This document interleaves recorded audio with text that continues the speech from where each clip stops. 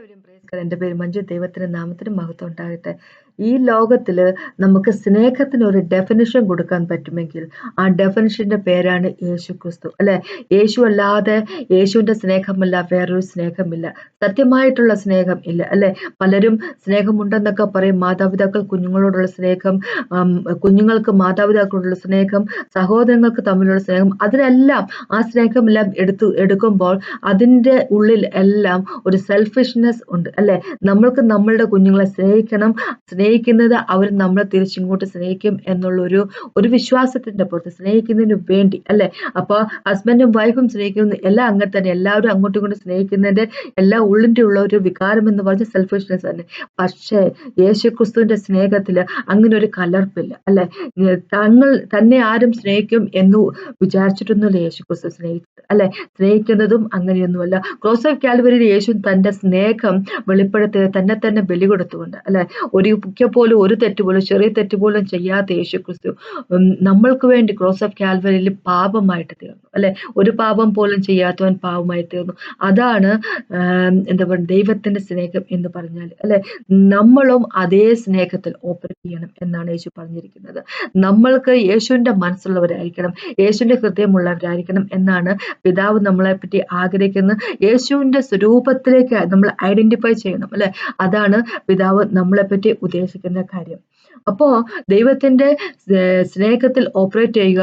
അതോടൊപ്പം തന്നെ നമുക്കറിയുന്ന ഒരു കാര്യമുണ്ട്, ദൈവം നമുക്ക് പല ഗിഫ്റ്റുകൾ തന്നിട്ടുണ്ട്, സ്പിരിച്വൽ വരങ്ങൾ തന്നിട്ടുണ്ട്, അല്ലെ? നമ്മൾക്ക് എന്താ പറയുക, ലോകത്തില് യേശുവിന്റെ കിങ്ഡം സ്പ്രെഡ് ചെയ്യുന്നതിന് വേണ്ടി, എഡിഫൈ ചെയ്യുന്നതിന് വേണ്ടി, ചർച്ചിനെ എഡിഫൈ ചെയ്യുന്നതിന് വേണ്ടി, അല്ലെ?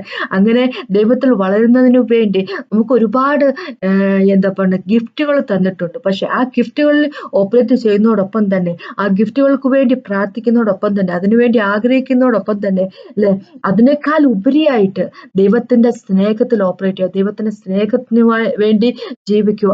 അതാണ് ദൈവം നമ്മളോട് പറഞ്ഞിരിക്കുന്നത്, അല്ലെ? അതാണ് എൻ്റെ ഇന്നത്തെ ടോപ്പിക്ക്. മുമ്പോട്ട് മുമ്പായിട്ട് നമുക്കൊന്ന് പ്രാർത്ഥിക്കാം. പ്രാർത്ഥിച്ചതിന് ശേഷം സംസാരിക്കാം. കർത്താവേ, സമയത്ത് നന്ദി പറയുന്നു. കർത്താവേ, അങ്ങനെ പോലെ ഒരു ദൈവമില്ല, അങ്ങയുടെ സ്നേഹം പോലത്തെ ഒരു സ്നേഹമില്ല. കർത്താവേ, താങ്ക് യു ജീസസ് ഫാദർ. അങ്ങയുടെ സ്നേഹത്തിൽ ഞങ്ങൾ പെർഫെക്റ്റഡ് ആയിരിക്കട്ടെ കർത്താവേ. അങ്ങയുടെ സ്നേഹം ഞങ്ങളുടെ ഉള്ളിൽ യാഥാർത്ഥ്യമായിരിക്കട്ടെ കർത്താവേ. ആ സ്നേഹത്തിൽ ഉറച്ചു നിന്നുകൊണ്ട് ഒരു ജീവിതമായിരിക്കട്ടെ കർത്താവ് ഞങ്ങൾ ജീവിക്കുന്ന കർത്താവേ. ഞങ്ങളുടെ ഉള്ളിൽ സെൽഫിഷ്നെസ് ഉണ്ടാകുള്ളട വരുത്താതിരിക്കട്ടെ കർത്താവ്. എല്ലാം അങ്ങയ്ക്ക് വേണ്ടി കർത്താവ്, എല്ലാം അങ്ങയ്ക്ക് വേണ്ടി സമർപ്പിച്ചുകൊണ്ട് അങ്ങയുടെ കയ്യിലേക്ക് തന്നുകൊണ്ടുള്ള ജീവിതമായിരിക്കട്ടെ, അങ്ങയ്ക്ക് വേണ്ടിയുള്ള ജീവിതമായിരിക്കട്ടെ കർത്താവേ. Thank you Jesus father. ഇന്ന് ഞങ്ങൾ പഠിക്കാൻ പോകുമ്പോൾ കർത്താവ്, ഞങ്ങൾ ഹൃദയത്തെ പ്രിപ്പയർ എന്ന് അപേക്ഷിക്കുന്നു, ഹൃദയത്തോട് സംസാരിക്കണമെന്ന് അപേക്ഷിക്കുന്നു. യേശുവിന്റെ നാമം തന്നെ ആമേൻ. നമുക്കിന്ന് ഒന്നാമത്തെ കൊരിന്ത്യർക്കകത്ത് ലേഖനത്തിൽ നിന്ന് വായിക്കാം. 14-ാമത്തെ ചാപ്റ്ററിൽ നിന്ന്. ഒന്നാമത്തെ കൊരിന്ത്യരുടെ 14-ാമത്തെ ചാപ്റ്ററിൽ ഇങ്ങനെയാണ് പറഞ്ഞിരിക്കുന്നത്. ഒന്നാമത്തെ വാക്ക് ഇങ്ങനെയാണ് പറഞ്ഞിരിക്കുന്നത്: സ്നേഹം ആചരിപ്പാൻ ഉത്സാഹിപ്പിൻ, ആത്മീയ വരങ്ങളും വിശേഷാൽ പ്രവചന വരവും വ്യാഞ്ചിപ്പിൻ. ആത്മീയ വരങ്ങളും വിശേഷ വരങ്ങളും വിശേഷാൽ പ്രവചന വരവും ഒക്കെ നമ്മൾക്ക് തരണമെന്നും നമ്മളെ അതുകൊണ്ട് നിറയ്ക്കണമെന്നും നമ്മൾ അതിലെല്ലാം ഓപ്പറേറ്റ് ചെയ്യണമെന്നും എല്ലാം ആഗ്രഹിക്കുന്നത് ദൈവമാണ്, അല്ലെ? ദൈവമാണ് നമ്മളോട് പറഞ്ഞിരിക്കുന്നത്, പ്രവചന വരത്തിന് വേണ്ടി നിങ്ങൾ വാഞ്ചിപ്പിൻ, അതിനോട് പ്രാർത്ഥിക്കും. പക്ഷേ ദൈവം പറയുന്നത് വെച്ചാല്, അതിനേക്കാളും മുമ്പേ ദൈവം പറഞ്ഞ വാക്ക് ഇതാണ്. ചാപ്റ്റർ തുടങ്ങുമ്പോൾ തന്നെ ദൈവം പറഞ്ഞിരിക്കുന്ന കാര്യം ഇതാണ്: സ്നേഹം ആചരിക്കാൻ ഉത്സാഹിപ്പിൻ, അല്ലെ? സ്നേഹത്തിൽ നടക്കുന്ന വ്യക്തികളാകട്ടെ നമ്മൾ. സ്നേഹമില്ലാതെ നമ്മൾ എന്തൊക്കെ വരങ്ങളുണ്ടെന്ന് പറഞ്ഞില്ല, പ്രവചന വരമല്ല നമുക്ക് എന്താ പറയുക, എന്തൊക്കെ വരം ഉണ്ടെന്ന് പറഞ്ഞിട്ട് ഒരു കാര്യവുമില്ലെന്നാണ് ദൈവം പറഞ്ഞിരിക്കുന്നത്. വരങ്ങളെ പറ്റി നമുക്കറിയാം. ഒന്നാമത്തെ കൊരിന്ത്യർക്ക് തന്നെ 12-ാമത്തെ ചാപ്റ്ററിലേക്ക് പോകുമ്പോൾ ദൈവം ഇവിടെ എഴുതി വെച്ചിരിക്കുന്ന കാര്യമാണ്. ഒരുപാട് വരങ്ങളെ പറ്റി പറഞ്ഞിട്ടുണ്ട്. 4 തൊട്ട് 11 വരെയുള്ള വാക്കുകൾ ഇങ്ങനെയാണ് പറഞ്ഞു. ഒന്നാമത്തെ കൊരിന്ത്യന്റെ 12-ാമത്തെ ചാപ്റ്ററിന്റെ 4 തൊട്ട് 12 വരെയുള്ള വാക്കുകൾ, 11 വരെയുള്ള വാക്കുകൾ ഇങ്ങനെ പറഞ്ഞിരിക്കുന്നത്: എന്നാൽ കൃപാവരങ്ങൾ വ്യത്യാസം ഉണ്ട്, ആത്മാവ് ഒന്നത്രേ. ശുശ്രൂഷകളിൽ വ്യത്യാസമുണ്ട്, കർത്താവ് ഒരുവൻ. വീര്യപ്രവൃത്തികൾ വ്യത്യാസമുണ്ട്, എങ്കിലും എല്ലാവരിലും എല്ലാം പ്രവർത്തിക്കുന്ന ദൈവം ഒരുവൻ. ഒരുവൻ തന്നെ. എന്നാൽ ഓരോരുത്തനും ആത്മാവിന്റെ പ്രകാശനം പ്രയോജനത്തിനായി നൽകപ്പെട്ടിരിക്കുന്നു. ഒരുത്തൻ ആത്മാവിനാൽ ജ്ഞാനത്തിന്റെ വചനവും മറ്റൊരുത്തന് അതേ ആത്മാവിനാൽ പരിജ്ഞാനത്തിന്റെ വചനവും നൽകപ്പെട്ടിരിക്കുന്നു. വേറൊരുത്തന് അതേ ആത്മാവിന് വിശ്വാസം, മറ്റൊരുവന് അതേ ആത്മാവിനാൽ രോഗശാന്തിക്കുള്ള വരം, മറ്റൊരുവന് വീരപ്രവർത്തികൾ, മറ്റൊരുവന് പ്രവചനം, മറ്റൊരുവന് ആത്മാക്കളുടെ വിവേചനം, മറ്റൊരുവന് പലവിധ ഭാഷകൾ, മറ്റൊരുവന് ഭാഷയുടെ വ്യാഖ്യാനം. എന്നാൽ ഇത് എല്ലാം പ്രവർത്തിക്കുന്നത് താൻ ഇച്ഛിക്കുന്നത് പോലെ അവനവന് അതതു വരം പകുത്തു കൊടുക്കുന്ന ഒരേ ആത്മാവ് തന്നെ. അപ്പൊ ഇവിടെ ദൈവം പറഞ്ഞിരിക്കുന്നത് ഒരുപാട് വരങ്ങളെ പറ്റി, 9 വരങ്ങളെ പറ്റി പറഞ്ഞിട്ടുണ്ട്. പ്രവചനം വരവും അല്ലെ, ഹീല് ചെയ്യാനുള്ള ഗിഫ്റ്റും, ഫെയ്ത്തും, പ്രോഫസിയും, വേർഡ് ഓഫ് നോളജും, വേർഡ് ഓഫ് വിസ്ഡം, അങ്ങനെ ഒരുപാട് കാര്യത്തെ പറ്റി ദൈവം ഇങ്ങനെ പറഞ്ഞിരിക്കും. ഇതെല്ലാം വേണം അല്ലെ. ഇത് പറഞ്ഞിരിക്കുന്നത് ഹോളി സ്പിരിറ്റ് ഗോഡ് തരുന്ന ഹോളി സ്പിരിറ്റ് ഗോഡാണ് ഓരോരുത്തർക്കും തരുന്നത് എന്ന് പറയുമ്പോൾ നമ്മളോട് പ്രാർത്ഥിക്കാനെ പറയാൻ നമുക്ക് ഇതെല്ലാം വേണം അല്ലെ, നമുക്കിതെല്ലാം വേണം. അപ്പൊ നമുക്കറിയാം, നമുക്ക് എഫേസ്യർക്ക് ലേഖനത്തിന്റെ 4ാമത്തെ ചാപ്റ്ററിലേക്ക് പോകുമ്പോൾ അറിയാം, ദൈവം പറഞ്ഞിരിക്കുന്നത് വെച്ചാല് 4ാമത്തെ ചാപ്റ്ററിന്റെ 11 തൊട്ട് 16 വരെയുള്ള വാക്കുകൾ ഇങ്ങനെ പറഞ്ഞിരിക്കുന്നത്, ദൈവം നമുക്ക് ചർച്ചിനു വേണ്ടി അപ്പോസ്തലന്മാരെയും സുവിശേഷകന്മാരെയും ഇടയന്മാരെയും പാസ്റ്റർമാരെയും ഉപദേഷ്ടാക്കന്മാരെയും എല്ലാം നിയമിച്ചിട്ടുണ്ട് അല്ലെ. അപ്പൊ അത് എന്തിനു വേണ്ടി എന്ന് വെച്ച് കഴിഞ്ഞാൽ, അപ്പൊ അവരെല്ലാം ദൈവത്തിന്റെ ഗിഫ്റ്റുകൾ ഓപ്പറേറ്റ് ചെയ്യുന്ന ആൾക്കാരാണല്ലോ. അപ്പൊ അത് തന്നെയല്ല, നമുക്ക് എല്ലാവർക്കും ഗിഫ്റ്റുകൾ വേണം അല്ലെ. അപ്പൊ ഇവരിപ്പോ ഇതെല്ലാം പറഞ്ഞിരിക്കുന്ന ഓഫീസിനെ പറ്റിയല്ലോ. ഓരോ ഓഫീസിലുണ്ട് അപ്പോസ്റ്റലൻ എന്നുള്ളൊരു ലീഡർഷിപ്പ്, ഒരു ഓഫീസ് അല്ലെ. അതുപോലെ പ്രവാചകൻ, പ്രോഫറ്റ്, ഇവാഞ്ചലിസ്റ്റ്, ടീച്ചർമാര്. അപ്പൊ അങ്ങനെയുള്ള ഒരു ഓഫീസ് ആണെങ്കിൽ കോൺഗ്രിഗേഷൻ ഉള്ള മെമ്പേഴ്സിനും ഗിഫ്റ്റുകൾ വേണമല്ലോ അല്ലെ. ഇപ്പൊ ഓഫീസിൽ ഉള്ളവർക്ക് ചില പാസ്റ്റർമാർക്ക് മാത്രം ഗിഫ്റ്റ് ഉണ്ടായിട്ട് കാര്യമില്ലല്ലോ അല്ലെ. നമുക്ക് എപ്പോഴും നമുക്ക് ഒരു പ്രശ്നം ഉണ്ടാകുമ്പോൾ പാസ്റ്ററിനെ വിളിച്ചുകൊണ്ടിരിക്കാൻ സാധിക്കത്തില്ല അല്ലെ. നമ്മൾക്ക് ഹീലിങ്ങിന് അല്ലെ, മറ്റുള്ളവരെ എന്താ പറയാ സുഖപ്പെടുത്താനുള്ള ഗിഫ്റ്റ് ഉണ്ടെങ്കിൽ നമുക്ക് ഇപ്പൊ വഴിയെ നമ്മൾ പോകുന്ന സമയത്ത് അല്ലെങ്കിൽ നമ്മൾ ചന്തയിൽ പോകുന്നു അല്ലെങ്കിൽ ഒരു കടയിൽ പോകുന്നു, അവിടെ ആരെങ്കിലും അസുഖമായിട്ട് നിൽക്കുന്ന ആൾക്കാരുണ്ടെങ്കിൽ അവരോട് ഗോസ്പൽ പറഞ്ഞിട്ട് അവർക്ക് വേണ്ടി പ്രാർത്ഥിക്കുവാണെങ്കിൽ അവരെ അസുഖം ഭേദമാക്കൊണ്ട് അവർ രക്ഷിക്കപ്പെട്ട് യേശുവിലേക്ക് വരുമല്ലോ അല്ലെ. അപ്പൊ പാസ്റ്റർമാർക്ക് മാത്രമേ ഗിഫ്റ്റ് ഉള്ളെങ്കിൽ എന്ത് ചെയ്യും അല്ലെ. അപ്പൊ അവരെ തന്നെ എപ്പോഴും ഫോണിൽ വിളിച്ചുകൊണ്ടിരിക്കാൻ പറ്റും. പാസ്റ്റർ ഇത് ഇന്ന ആൾക്ക് ഇവിടെ അസുഖം, നിന്ന് പ്രാർത്ഥിക്കണമേ എന്ന് പറയാൻ പറ്റത്തില്ലല്ലോ. അപ്പൊ എല്ലാവരും, ദൈവത്തിന്റെ മക്കൾ എല്ലാവരും ആത്മീയ വരങ്ങളിൽ ഓപ്പറേറ്റ് ചെയ്യണം എന്നുള്ളതാണ് ദൈവത്തിന്റെ ആഗ്രഹം. ദൈവം അത് തന്നെയാണ് നമ്മളെ പറ്റി ഉദ്ദേശിക്കുന്നത്. അത് എന്തിനാന്ന് വെച്ച് കഴിഞ്ഞാല് എല്ലാവർക്കും വിശ്വാസത്തിലും ദൈവത്തിന്റെ നോളജിലും ഒരുപോലെ ആയി വരുന്നതിന് വേണ്ടി, അല്ല ഇവിടെ ഒരു യൂണിറ്റി ഉണ്ടാകുന്നതിന് വേണ്ടി, പിന്നെ ദൈവത്തിന്റെ വർക്കിന് വേണ്ടി നമ്മളെ എക്വിപ്പ് ചെയ്യുന്നതിന് വേണ്ടി, ദൈവത്തിന്റെ ബോഡി അതായത് ചർച്ചിനെ ട്രെയിൻ ചെയ്യുന്നതിന് വേണ്ടി അല്ലെ. അപ്പം ദൈവത്തിനെ പോലെ അത് ഒരു പരിപൂർണനായിട്ടുള്ള വ്യക്തികളാക്കി നമ്മൾ മാറ്റുന്നതിന് വേണ്ടി. എന്തിനാന്ന് വെച്ച് കഴിഞ്ഞാല് നമ്മൾ അങ്ങനെ ഒരു യുണൈറ്റഡ് ആയിട്ടുള്ള നോളജിലേക്ക്, ഒരു ഫെയ്ത്തിലേക്ക് നമ്മൾ വന്നു കഴിയുമ്പോൾ പിന്നെ വരുന്ന ഏതൊക്കെ തരത്തിലുള്ള ഡോക്ടറും വന്നാലും നമ്മൾ അതെല്ലാം ഇങ്ങനെ ആടി ഉലയുന്ന ഒരു സ്വഭാവമുള്ളവരായിരിക്കത്തില്ല അല്ലെ. നമ്മൾക്ക് എന്താ പറയണേ, ഈ ലോകത്തിന്റെ കണ്ണിങ് ആയിട്ടുള്ള ലോകത്തിന്റെ കാപട്യത്തിൽ നിന്നൊക്കെ നമുക്ക് നമ്മളെ തന്നെ എന്താ പറയാ ദൈവത്തിൽ ഉറപ്പിച്ച് നിർത്താനും ആ ലോകത്തിന്റെ കാപട്യത്തിൽ നിന്നൊക്കെ നമുക്ക് മാറി നിൽക്കാനുള്ള എന്താ പറയുക ഒരു കഴിവിനായിട്ട് വേണ്ടി അല്ലെ നമ്മൾ എക്വിപ്പ് ചെയ്യുകയാണ് ചെയ്തിരിക്കുന്നത്. അതല്ല ഇവിടെ ദൈവം പറഞ്ഞിരിക്കുന്നത്. നാം എന്താ മറ്റുള്ളവരുടെ 14ാമത്തെ വാക്കിങ്ങനെ പറഞ്ഞിരിക്കുന്നത്, എഫേസ്യർക്ക് ലേഖനത്തെ 4ാമത്തെ ചാപ്റ്ററിന്റെ 14ാമത്തെ വാക്കിന്റെ പറഞ്ഞിരിക്കുന്നത്, അങ്ങനെ നാം ഇനി മനുഷ്യരുടെ ചതിയാലും ഉപായത്താലും തെറ്റിച്ചു കളയുന്ന തന്ത്രങ്ങൾ കുടുങ്ങിപ്പോകുവാൻ തക്കവണ്ണം ഉപദേശത്തിന്റെ ഓരോ കാറ്റില് അലഞ്ഞു വീഴുന്ന ശിശുക്കൾ ആകാതിരിക്കുന്നതിന് വേണ്ടി അല്ലെ.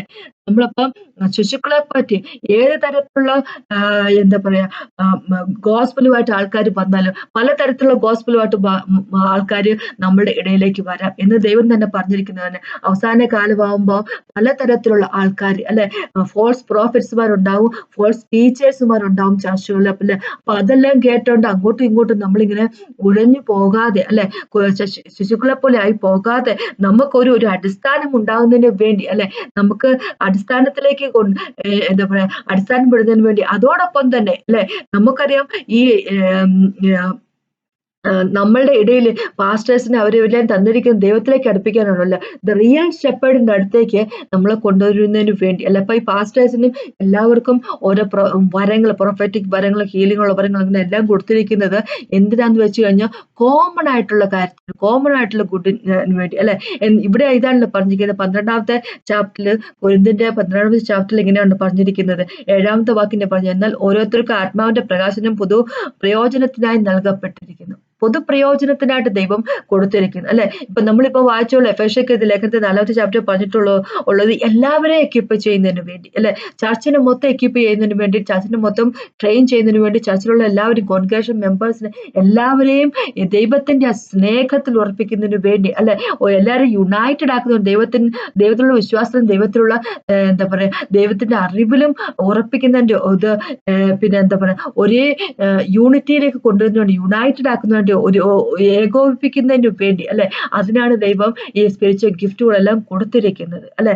അപ്പൊ നമുക്കറിയാം ഇതേ ചാപ്റ്റർ തന്നെ 27ാമത്തെ വാക്ക് 27 തൊട്ട് 31 വായിക്കുമ്പോഴും അതന്നെ ദൈവം പറഞ്ഞിരിക്കുന്നത്, എന്നാൽ നിങ്ങൾ ക്രിസ്തുവിന്റെ ശരീരം ഓരോരുത്തരും വെവ്വേറെ അവയവങ്ങളും ആകുന്നു അല്ലെ. അപ്പൊ ക്രിസ്തുവിന്റെ ശരീരമാണ് ചർച്ച. ചർച്ച എന്ന് പറഞ്ഞ യേശുവിന്റെ ശരീരവും ക്രൈസ്റ്റ് എന്ന് പറഞ്ഞാൽ ഹെഡുമാണല്ലോ അല്ലെ. അപ്പോ അങ്ങനെയാകുമ്പോൾ നമ്മളെല്ലാവരും ഒരേ ശരീരത്തിലെ ഓരോരോ അവയവങ്ങൾ ആകുന്നു. അപ്പൊ നമ്മളെ എല്ലാവരെയും കൂടെ ഒരുക്കി ഒരുമിച്ച് നിർത്തണം എന്നുള്ളതാണ് നമ്മുടെ ദൈവത്തിന്റെ ഇഷ്ടം അല്ലെ. അപ്പൊ അതിനുവേണ്ടി നമ്മളെ പ്രാപ്തരാക്കുന്നതിന് വേണ്ടി പല സ്പിരിച്വൽ ഗിഫ്റ്റുകളും തന്നിരിക്കുന്നത് നമ്മുടെ ദൈവം. പക്ഷെ ഇപ്പൊ 31ാമത്തെ വാക്കില് കൊരിന്ത്യർക്ക് ലേഖനത്തിന്റെ 12ാമത്തെ ചാപ്റ്റർ 31ാമത്തെ വാക്ക് ഇങ്ങനെ പറഞ്ഞിരിക്കുന്നു, എല്ലാവരും വ്യാഖ്യാനിക്കുന്നു, ശ്രേഷ്ഠവരങ്ങളെ വ്യാഞ്ചിപ്പിൻ, ഇനി അതിശ്രേഷ്ഠമായൊരു മാർഗം നിങ്ങൾക്ക് കാണിച്ചു തരാം എന്ന് പറഞ്ഞിരിക്കും. അപ്പൊ ഇതിനു മുമ്പ് ദൈവം പറഞ്ഞു 27ാമത്തെ വാക്കോട്ട് 30 വരെയുള്ള വാക്കുകൾ വായിക്കോട്ടെ, ഇങ്ങനെ പറഞ്ഞിരിക്കുന്നത്, നിങ്ങൾ ക്രിസ്തുവിന്റെ ശരീരവും ഓരോരുത്തർ വെവ്വേറെ അവയവങ്ങളും ആകുന്നു. ദൈവം സഭയിൽ 1ാമത് അപ്പോസ്തലന്മാർ, 2ാമത് പ്രവാചകന്മാർ, 3ാമത് ഉപദേഷ്ടാക്കൾ ഇങ്ങനെ ഓരോരുത്തരെ നിയമിക്കുകയും പിന്നെ വീര്യപ്രവർത്തികൾ, രോഗശാന്തികളുടെ വരം, സഹായം ചെയ്യുന്നവരുടെ വരം, പരിപാലനം വരം, വിവിധ ഭാഷാവരെ എന്നിവ നൽകുകയും ചെയ്തിരിക്കുന്നു. എല്ലാവരും അപ്പോസ്തലന്മാരാകുമ്പോൾ, എല്ലാവരും പ്രവാചകന്മാരാകുമ്പോൾ, എല്ലാവരും ഉപദേഷ്ടന്മാരാകും, എല്ലാവരും വീര്യപ്രവൃത്തികൾ ചെയ്യുമോ, എല്ലാവർക്കും രോഗശാന്തിക്കുള്ള വരം ഉണ്ടാകുമോ, എല്ലാവരും അന്യഭാഷ സംസാരിക്കുമോ, എല്ലാവരും വ്യാഖ്യാനിക്കുമോ അല്ലെ. എല്ലാവരും ഇത് ചെയ്യത്തില്ല അല്ലെ. അങ്ങനെ എല്ലാവരും ചെയ്യുവാണെങ്കിൽ അങ്ങോട്ടും ഇങ്ങോട്ടും പരസ്പരം നമ്മുടെ ആരുടെ ആവശ്യം വരുന്നില്ല അല്ലെ. എല്ലാവർക്കും പ്രോഫസി ചെയ്യാൻ സാധിക്കുമെങ്കിൽ അങ്ങോട്ടും ഇങ്ങോട്ടുള്ള ഒരു ഡിപ്പെൻഡൻസി വരത്തില്ല അല്ലെ. എല്ലാവർക്കും സുഖപ്പെടുത്താൻ സാധിക്കുന്നവരാണെങ്കിൽ ഡിപ്പെൻഡൻസി ഇല്ല. അപ്പൊ നമ്മള് എല്ലാവരും ദൈവത്തിന്റെ ശരീരത്തിന്റെ മെമ്പേഴ്സ് ആയിരിക്കുന്നതുകൊണ്ട്, അവയവങ്ങളായിരിക്കും, നമ്മൾ അങ്ങോട്ട് ഹാൻഡ് ഇൻ ഹാൻഡ് വർക്ക് ചെയ്ത് പോകണം അല്ലെ. അപ്പൊ കൈ ഉണ്ട് കാലില്ലെങ്കിൽ ഒരു വ്യക്തിക്ക് ജീവിക്കാൻ ഡിഫിക്കൽട്ട് ആയിരിക്കും അല്ലെ. അപ്പൊ എന്ന് പറഞ്ഞ പോലെ കൈയും കാലും വേണം ഒരു വ്യക്തിക്ക് എന്ന് പറഞ്ഞ പോലെ നമ്മൾക്ക് ഓരോരുത്തർക്കും ഓരോ ഫങ്ഷനാലിറ്റീസ് ആണ് ദൈവം തന്നിരിക്കുന്നത്, ഓരോ വരങ്ങളാണ് തന്നിരിക്കുന്നത്. അതനുസരിച്ച് നമ്മൾ വർക്ക് ചെയ്യുമ്പോൾ അല്ലെ, ഒരു കോമൺ ഗോൾ വെച്ചുകൊണ്ട് നമ്മൾ ദൈവത്തിന്റെ ഒപ്പം ആയിരിക്കണം. നമ്മൾ ചർച്ചിനെ വളർത്താൻ ദൈവത്തിന്റെ പോലെ ആക്കി തീർക്കണം, യേശുവിനെ പോലെ ആക്കി തീർക്കണം. ചർച്ചിനെ എല്ലാവരും ഒരുപോലെ ആയി തീർക്കണം, ഒരു യുണൈറ്റഡ് ആയിരിക്കണം വിശ്വാസത്തിലും ദൈവത്തിന്റെ അറിവിലും എന്നുള്ള ഒരു ദൃഢനിശ്ചയത്തോടുകൂടി നമ്മൾ എല്ലാവരും ഒരുമിച്ച് വർക്ക് ചെയ്യുമ്പോൾ എന്താ പറയുന്നത്, ഇത് നമുക്ക് യേശുവിനെ പോലെ ആയി തീരാൻ സാധിക്കും. അതിനുവേണ്ടിയാണ് സ്പിരിച്വൽ ഗിഫ്റ്റ്, പല ഗിഫ്റ്റ് പലർക്കും കൊടുത്തിരിക്കുന്നത്. അപ്പൊ ഇവിടെ പോൾ പറയുവാണ്, പോൾ വഴി ഹോളി സ്പിരിറ്റ് ഗോഡ് പറയും, 31ാമത്തെ വാക്ക് പറയുകയാണ്, ശ്രേഷ്ഠ വരങ്ങൾ വാഞ്ചിപ്പിൻ അല്ലെ. നമ്മൾ എല്ലാ വരങ്ങളും നമുക്ക് വേണം, ശ്രേഷ്ഠ വരങ്ങൾ നമുക്ക് കിട്ടിയിരിക്കണം, നമുക്ക് പ്രോഫസി അങ്ങനെ ഹീലിംഗ് എല്ലാം നമുക്ക് കിട്ടിയിരിക്കണം. അത് വളരെ നല്ലത്, അത് ചർച്ചിന് വേണ്ടി ഉപയോഗിക്കാൻ സാധിക്കും. പക്ഷെ അതിനേക്കാൾ ഉപരിയായിട്ട് ഇനി അതിശ്രേഷ്ഠമായൊരു മാർഗം ഞാൻ നിങ്ങൾക്ക് കാണിച്ചു തരാം. ശ്രേഷ്ഠ വരങ്ങളൊക്കെ കിട്ടണം, അത് വാസ്തവം. പക്ഷെ അതിനേക്കാൾ ഉപരിയായിട്ട് അല്ലെ, അതിനേക്കാൾ ഉപരിയായിട്ടുള്ള ഒരു ശ്രേഷ്ഠമായിട്ടുള്ള മാർഗം ഞാൻ നിങ്ങൾക്ക് കാണിച്ചു തരാം അല്ലെ. നിങ്ങൾക്ക് വരങ്ങൾ ഉണ്ടായിരിക്കണം, വരങ്ങൾ നിങ്ങൾ ഓപ്പറേറ്റ് ചെയ്തിരിക്കണം, വാസ്തവമാണ്. പക്ഷെ അതിനേക്കാൾ ഉപരിയായിട്ട് നിങ്ങൾ ഓപ്പറേറ്റ് ചെയ്യേണ്ട ഒരു കാര്യമാണ് എന്താന്ന് വെച്ച് കഴിഞ്ഞാൽ 13ാമത്തെ ചാപ്റ്ററിലേക്ക് വരുമ്പോ പോൾ പറയുവാണ് സ്നേഹം അല്ലെ. നമ്മൾക്ക് എത്രമാത്രം വരങ്ങൾ ഉണ്ടെന്ന് പറഞ്ഞാലും, എത്രമാത്രം വരങ്ങൾ നമുക്ക് ഓപ്പറേറ്റ് ചെയ്യുന്നവരാണെന്ന് പറഞ്ഞാലും, സ്നേഹമില്ലെങ്കിൽ നമ്മൾ ഒന്നുമല്ലെന്നാണ് ഇവിടെ പറഞ്ഞിരിക്കുന്നത്. 13ാമത്തെ ചാപ്റ്റർ 1 കൊരിന്ത്യന്റെ 13ാമത്തെ ചാപ്റ്റർ 1 തൊട്ട് 3 വരെയുള്ള വാക്കുകൾ ഇങ്ങനെ പറഞ്ഞിരിക്കുന്നത്, ഞാൻ മനുഷ്യരുടെയും ദൂതന്മാരുടെയും ഭാഷ സംസാരിച്ച വെച്ചാലും എനിക്ക് സ്നേഹമില്ല എങ്കിൽ ഞാൻ മുഴങ്ങുന്ന ചെമ്പോ ചിലയ്ക്കുന്ന കൈത്താളമോ അത്രേ. എനിക്ക് പ്രവചനപരം ഉണ്ടായിട്ടും സകല മർമ്മങ്ങളും സകല ജ്ഞാനവും ഗ്രഹിച്ചാലും മലകളെ നീക്കുവാൻ തക്ക വിശ്വാസം ഉണ്ടായാലും സ്നേഹമില്ല എങ്കിൽ ഞാൻ ഏതുമല്ല. എനിക്കുള്ളതെല്ലാം അന്നദാനം ചെയ്താലും എൻ്റെ ശരീരം ചുടുവാൻ ഏൽപ്പിച്ചാലും സ്നേഹമില്ല എങ്കിൽ എനിക്കൊരു പ്രയോജനവുമില്ല. ഞാൻ ഒന്നുമല്ല എനിക്ക് സ്നേഹമില്ല എങ്കിൽ. ഞാൻ വലിയ പ്രോഫറ്റ് ആയിരിക്കാം, അല്ലെ? ദൈവത്തിൽ നിന്ന് പറയുന്ന അതേപോലെ തന്നെ എനിക്ക് പ്രവചിക്കാൻ സാധിക്കുമായിരിക്കാം. അപ്പൊ സാമുവേലിനെ പറ്റിയൊക്കെ പറഞ്ഞിട്ട് സാമുവേലിന്റെ ഒരു വാക്ക് പോലും വീണ് പോയില്ലെന്നാ പറയുന്നത്. അത്രയ്ക്ക് ആക്യുറേറ്റ് ആയിട്ട് പ്രോഫറ്റ് ചെയ്യാൻ സാധിക്കുമായിരുന്നു. അപ്പൊ സാമുവേലിനേക്കാളൊക്കെ കൂടുതൽ നിൽക്കുന്ന, അല്ലെ, പ്രോഫറ്റ് ആയിരിക്കാം നമ്മള്. അത്രയ്ക്കുള്ള വരവൊക്കെ ദൈവത്തിന് തരാൻ വയ്യാഴികയൊന്നും ഇല്ലല്ലോ, അല്ലെ? പക്ഷേ ആ വരം മാത്രമേ ഉള്ളൂ. നമ്മുടെ ഉള്ളിനുള്ളിൽ സ്നേഹമില്ലെങ്കിൽ എത്ര വരത്തിൽ ഓപ്പറേറ്റ് ചെയ്തിട്ട് യാതൊരു കാര്യവുമില്ലെന്ന് ദൈവം നമ്മളോട് പറഞ്ഞിരിക്കുന്നു. എത്ര വരമുണ്ടെന്ന് പറഞ്ഞാലും എന്തൊക്കെ കാര്യമുണ്ടെന്ന് പറഞ്ഞാലും നമ്മൾ വെറും ചിലയ്ക്കുന്ന എന്താ പറഞ്ഞ കൈത്താളമോ അല്ല ചെമ്പോ അങ്ങനെ എന്താ പറഞ്ഞ ഈ വല്ല ഗിത്താർ പോലെയൊക്കെ കുറച്ച് സൗണ്ട് ഉണ്ടാക്കുവോ, അങ്ങനെ കുറെ ഇൻസ്ട്രുമെന്റ്സ് പോലെ ആയിട്ട് 25 കുറച്ച് ഒച്ചയും ബഹളവും ഉണ്ടാക്കുന്ന വെറുതെ ഒച്ചയും ബഹളവും മാത്രമായിട്ട് തീരും നമ്മളല്ലേ. അല്ലാതെ ഒരു പ്രയോജനവും ഉണ്ടാകത്തില്ല എന്ന് ദൈവം പറഞ്ഞിരിക്കുന്നു. ദൈവം എങ്ങനെയായിരിക്കുന്നു? യേശുക്രിസ്തുവിലായിരിക്കുന്നു പറയുന്ന ആൾക്കാര് യേശുക്രിസ്തുവിനെ പോലെ അതേ വഴിയിൽ കൂടെ നടക്കാൻ തന്നെയാണ്. ഒന്നാമത്തെ യോഹന്നാനില് രണ്ടാമത്തെ ചാപ്റ്ററിലേക്ക് വരുമ്പോ 6ാമത്തെ വാക്ക് ഇങ്ങനെ പറഞ്ഞിരിക്കും. 1 യോഹന്നാനിലെ 2ാമത്തെ ചാപ്റ്ററിന്റെ 6ാമത്തെ വാക്ക് ഇങ്ങനെ പറഞ്ഞിരിക്കുന്നത്, അവനിൽ വിശ്വസിക്കുക എന്ന് പറയുന്നത് അവൻ നടക്കുന്നത് പോലെ നടക്കേണ്ടതാകുന്നു. യേശുക്രിസ്തുവിൽ വിശ്വസിക്കുന്നു എന്ന് പറയുന്ന ആൾക്കാര് യേശുക്രിസ്തുവിനെ പോലെ ആകേണ്ടത്, യേശുക്രിസ്തു നടക്കുന്ന പോലെ ആകേണ്ടതാകുന്നു. യേശുക്രിസ്തു സംസാരിക്കുന്ന ഭാഷ എന്ന് പറഞ്ഞ സ്നേഹമാണ്. സ്നേഹമല്ലാത്തൊരു ഭാഷ യേശുക്രിസ്തു ഇന്നേ വരെ സംസാരിച്ചിട്ടില്ല. ഇനി അങ്ങോട്ടോട്ട് സംസാരിക്കാൻ യേശുക്രിസ്തു ഉദ്ദേശിക്കുന്നില്ല. സ്നേഹം വിട്ടൊരു കളിയില്ല ദൈവത്തിന്, അല്ലെ? അപ്പൊ നമ്മള് യേശുവിലാണെങ്കിൽ, അല്ലെ, അപ്പൊ ദൈവത്തിന്റെ സ്നേഹം നമ്മളില് എന്താ പറയുക പെർഫെക്റ്റഡ് ആകും, അല്ലെ? അപ്പൊ അത് വാസ്തവമായി തീരും. അപ്പൊ എങ്ങനെയായി വാസ്തവമായി തീരുന്നത്?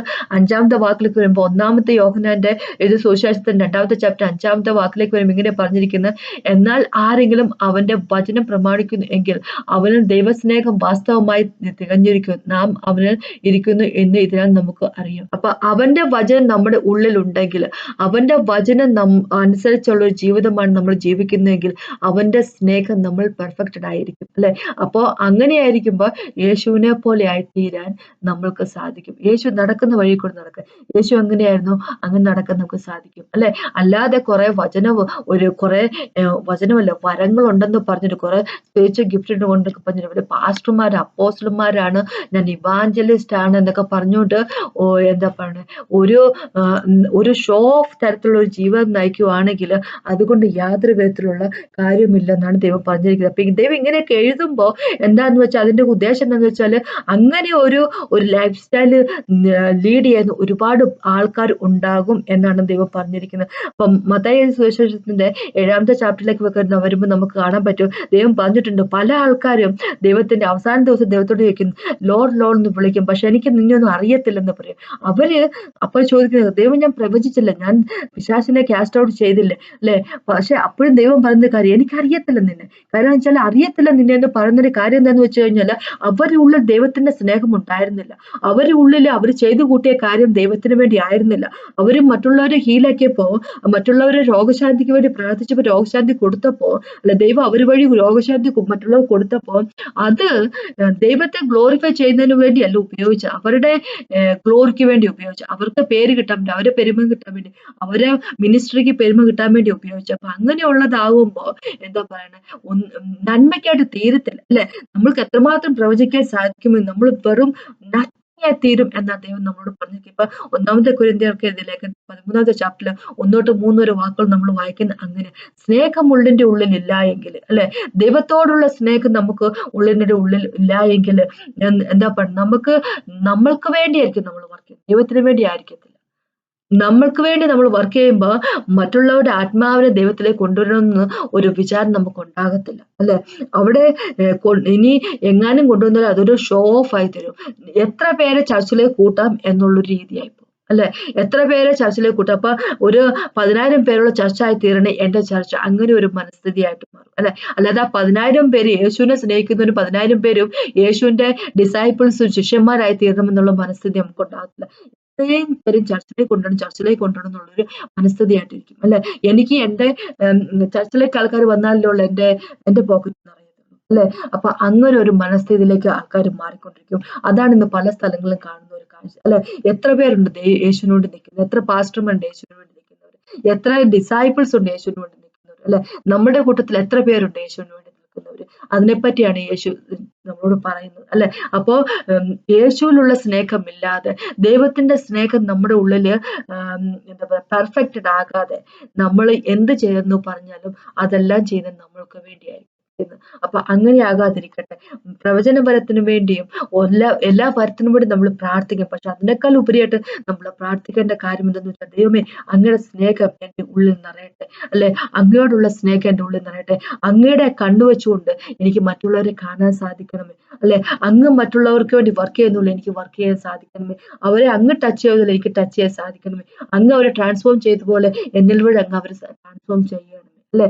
യേശുവെ അങ്ങയുടെ കിങ്ഡം വരട്ടെ ഈ ലോകത്തിൽ അല്ലെ? അതിനുള്ളൊരു ജീവിതമായിരിക്കട്ടെ എന്റെ ജീവിതം.